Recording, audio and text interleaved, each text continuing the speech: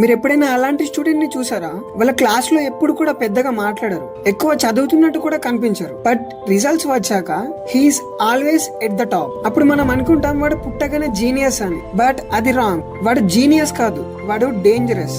ఎందుకో తెలుసా? He's using shadow techniques.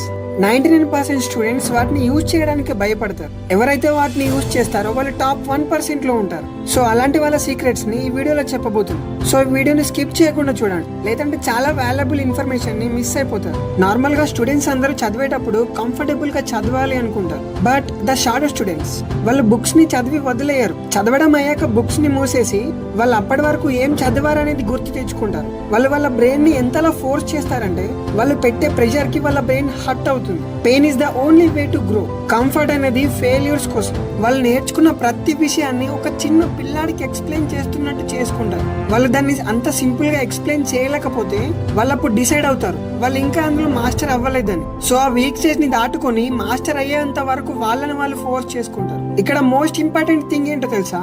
The bunker mindset. వాళ్ళు చదివేటప్పుడు ప్రపంచంతో సంబంధం కట్ చేసుకుంటారు. No phone, no Instagram, just silence గా ఉంటారు. నువ్వు ఏ టైంలో అయితే స్క్రోలింగ్ చేస్తూ ఉంటావో ఆ టైంలో వాళ్ళు చీకట్లో వాళ్ళని వాళ్ళు షార్ప్ చేసుకుంటూ ఉంటారు. సో నీకు ఇప్పుడు 2 చాయిసెస్ ఉన్నాయి. స్క్రోల్ చేస్తూ యావరేజ్ గా మిగిలిపోతావా, లేదా ఈ టెక్నిక్స్ ని వాడి షాడోలా మారిపోతావా? The world doesn't care about your excuses.